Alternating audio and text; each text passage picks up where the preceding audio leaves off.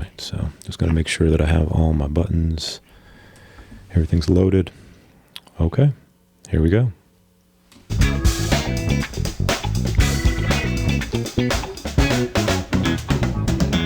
Hello and welcome to Morning Fuel. I am your host, John Bundy, and you are here because you believe in the power of the spoken word and its ability to change lives, and that by sharing our stories, we can help others overcome challenges that they cannot overcome on their own. Whether it's a victory you need to win in business or in your own personal life, you understand that the answers can be found in listening to others who are willing to share their stories, knowing that their story ultimately doesn't belong to them. All right, today's guest, with a desire to share her God-given gifts and talents with the community, she started a nonprofit organization with desires to strengthen the community by providing services that will empower youth and families to excel in life. Her favorite thing about all that she does is being able to see the impact her services have made on someone's life. Her advice to others aspiring to succeed as a business owner is, don't give up on your dream, even if others can't see the vision God gave you. Please help me in welcoming to the Morning Fuel podcast family, Executive Director and founder of the Community Outreach Coalition and owner of KSR Business Support LLC, Kendra Robinson. Very Hi. Cool to see you. How are you? Nice to meet you. I'm great. How are you? I'm doing good. I'm doing super fantastic. I mean, it was kind of a rough Tuesday, but got it done, crushed it on the other side of it, and ready to have some fun. So I love meeting people. I love hearing people's stories, I say this over and over again, but I love like superhero stories, and my favorite episode always is the origin story.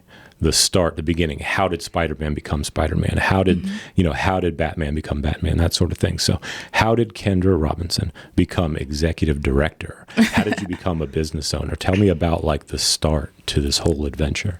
Well, so I was a very active child. My mom kept me busy in so many activities from going to school. Yeah. From going to school, I would go to basketball practice, and then I would be bowling league and singing and dancing. So I had so many extracurricular activities.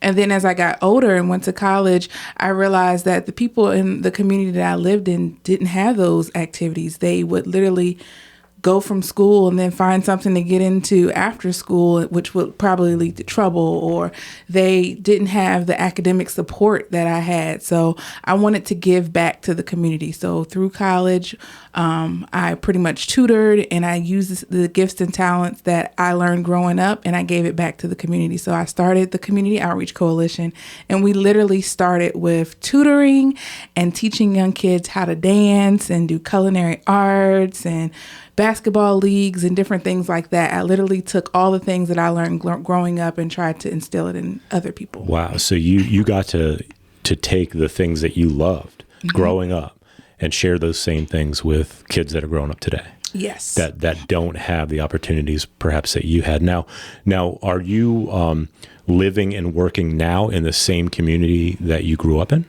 I was. This year, I actually moved close by, not in that same community, but close by. But yes, I have been living in Portsmouth all my life. I went to school at Norfolk State University, so I literally would leave class and go back home to tutor some kids at my church in Portsmouth. Okay. All right. Wow. So Portsmouth, what part of Portsmouth? I grew up in Churchland area of Portsmouth. Okay. But my church is actually in like the Douglas Park, Truxton area. So I ended up serving a lot of students in that area. Okay. Now, I'm not very familiar with Portsmouth. I did work at a restaurant for a time that was in Pono. And I knew it as Pono. It's called Stove. Anyway, it was a little restaurant there, but very cool. So in Port Norfolk. Yeah, Yeah, I'm sorry. I'm like. Yes, I couldn't remember exactly what it was. Stove. Yes. Yeah. So I worked there for a little while. I was sous chefing it there, but awesome. Anyways, it was a lot of fun. It was a little adventure for about maybe 3 or 4 months. But okay, so that's about all the taste of Portsmouth. I know Portsmouth is big. Yeah, and it's a lot of underserved areas, a lot of areas that need extra love. Even when I did my basketball league at a church called Mount Sinai in downtown Portsmouth, it was right outside of the South Side Prentice Park area. So we had a lot of kids that would walk there on Sundays, and we had people who were actually like local ministers who were the referees, and right. we were able to minister to them. And that's how I really found out that there was an academic need, because they would talk about how like, man, I couldn't make the basketball team because of my grades right. and different things like that. So that's how the tutoring would come to play. And later I would start a preschool, because I realized that it started with the fundamentals. Like, they didn't have the fundamentals in school to understand, hey, this is math. They didn't understand like how to write in cursive. They're in high school, so they will never be able to write their right. signature because they don't know cursive. So I wanted to instill those fundamental things in students, so that we won't have that gap in the future. Very cool. Very cool. Can you tell me maybe a recent or one of the standout like success stories you've had, like with one of your little brothers or sisters that kind of was a big transformation? Do you have, you don't have to use a name. You can use a first name or whatever, but tell us a story of somebody who's had success through your program. So there were a few kids. One that I would say stuck out would be some of the students that we didn't even know were homeless. So they would come to the program, they would be in school every day, and they would come to our after school program to get help with their homework. And we didn't realize until later on that they were getting help with their homework because no one was home. And they got help with their homework. And then later on, we found out, hey, they're living in hotels. So that's why, they may not look or dress the same way as the other kids in school. But after, mentoring and ministering to them and being that role model for them, they were able to bring their grades up. They later on graduated, and they actually didn't go to college, but they went to a trade school so they could be able to get a career. So we often say, hey, even if you don't go to college, but if you learn some type of skill, that'll still be able to get you where you need to be in the future. Yeah, trade schools are very underrated. Yes. I worked with some of the highest paid individuals that were welders. Mm-hmm. And, I was working in the machine shop, but the welders were making, 6 figures. Wow. So that's definitely something, and there's a lot of those jobs available. One of those guys that I looked up to is Mike Rowe, Dirty Jobs. You ever see Mike Rowe, Dirty Jobs? He would go to one of those jobs that nobody wanted, and he would do it. And it kind of glorified that job a little bit, and then it would kind of give a boost to that industry. Right. So, right. Kind of a cool thing that he does. I would check him out, though. Mike Rowe, you'd like him. Okay. You'd like him. He's pretty cool. Good guy.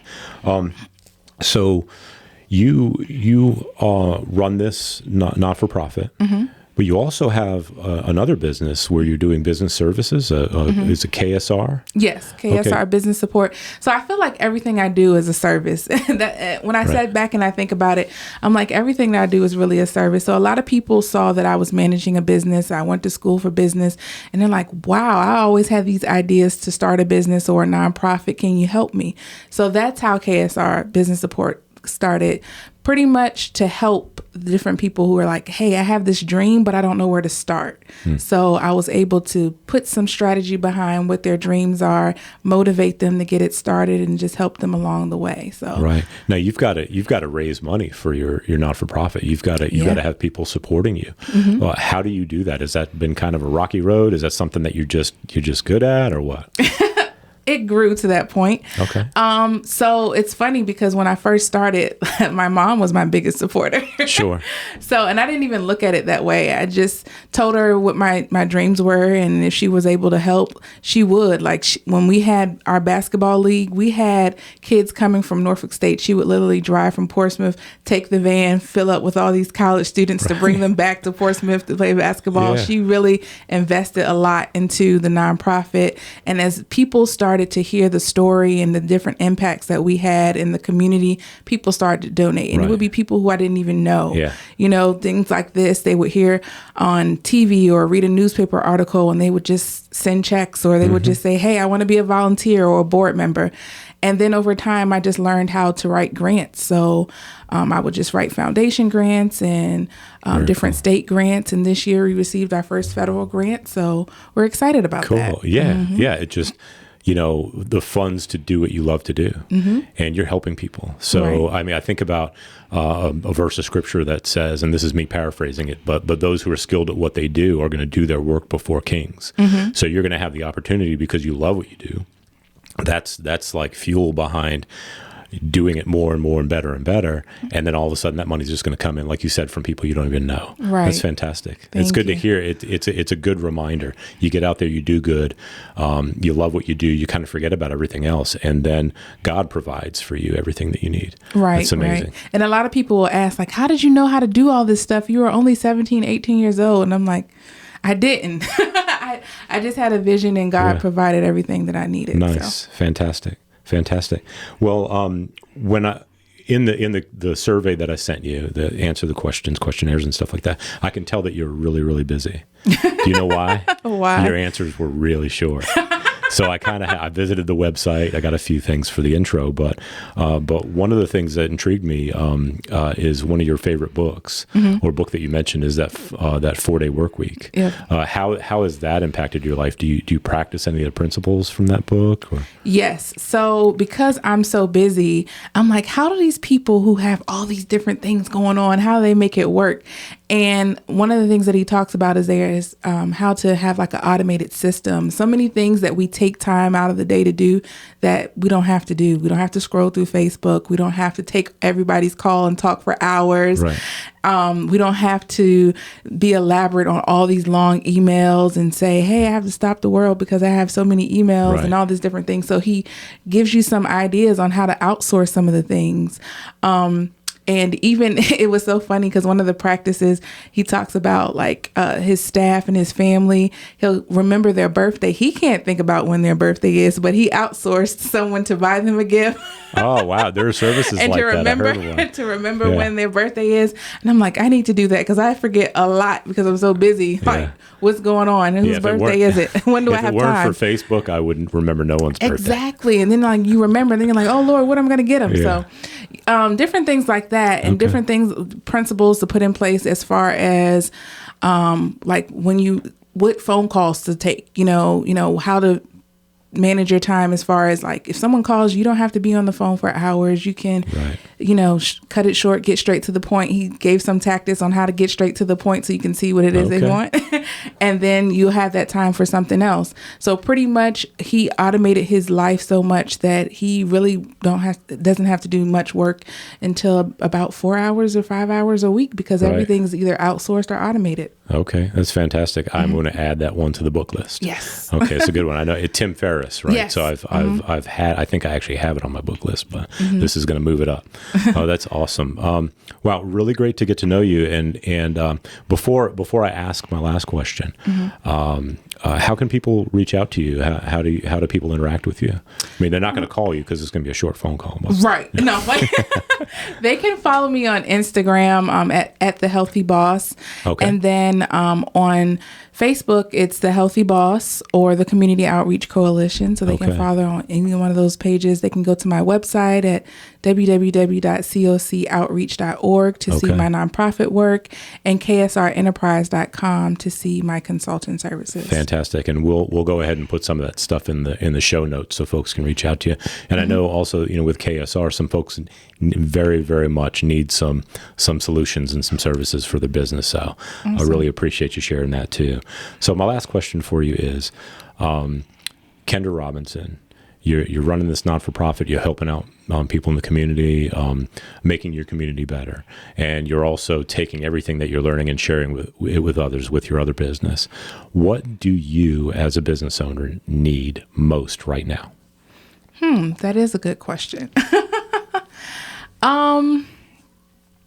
I would say the support of other business owners. Like, you learn from each other. So growing your network and other people who have been through different things or they learn new tactics or whatever, continue to learn from other people would be the best thing because it'll continue to learn and grow your business. So I'll be able to support those other people who I'm teaching and also learn from them. So broadening my network, that's what I would say. Very cool. Very cool.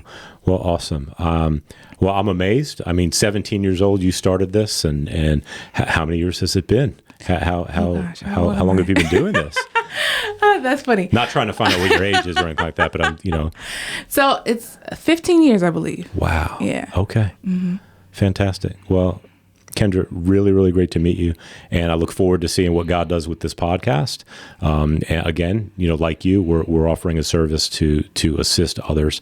And we hope it brings you perhaps, what you need. And that is that network, and expanding your network. Really appreciate what you do. Thank you so much. Thank you for having me. You're very welcome. All right.